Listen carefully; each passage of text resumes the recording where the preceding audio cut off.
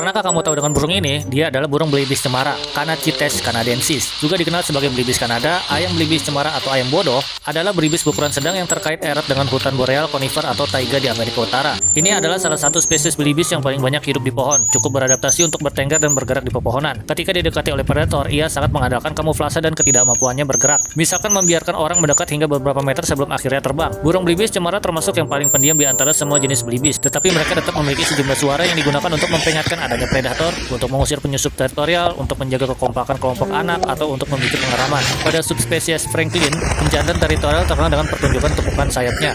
Di akhir penerbangan singkat melalui pepohonan, sayap dirapatkan di atas punggung sehingga menghasilkan dua tepukan tajam dengan jarak sekitar setengah detik. Cukup keras untuk didengar oleh telinga manusia dari jarak 150 meter. Pertunjukan teritorial ini terkadang dapat dipicu oleh tepukan tangan serupa dan dapat digunakan untuk mendeteksi wilayah pejantan dan memperkirakan kepadatannya. Suara non-vokal lainnya termasuk suara ketukan lembut oleh pejantan teritorial, suara yang dihasilkan oleh kepakan sayap, dan kibasan ekor serta desiran yang dihasilkan oleh bulu ekor saat terbang. Sebagai spesies yang khusus hidup di taiga, burung belibis cemara spruce grouse ditemukan di seluruh Kanada. Di Amerika Serikat, burung ini terdapat di Alaska, New England bagian utara, Adirondacks di New York, Michigan bagian utara, Minnesota bagian timur laut, Wisconsin bagian utara, dan hutan konifer pegunungan di Montana, Idaho, Maine, Oregon, dan Washington. Burung belibis cemara selalu berasosiasi dengan hutan yang didominasi tumbuhan konifer, baik itu pinus, cemara, atau fir. Mereka tampaknya lebih menyukai tegakan suksesi muda. Pada musim panas, mereka dapat ditemukan di dekat lapisan bawah hutan yang kaya akan blueberry dan semak lainnya. Dan pada musim dingin, mereka lebih menyukai tegakan yang lebih lebat. Burung belibis cemara pada dasarnya merupakan penduduk tetap, namun di Alberta Barat Daya hingga 35% betina dan 75% jantan berpindah beberapa kilometer hingga 11 kilometer antara tempat berkembang biak musim panas dan tempat tinggal musim dingin.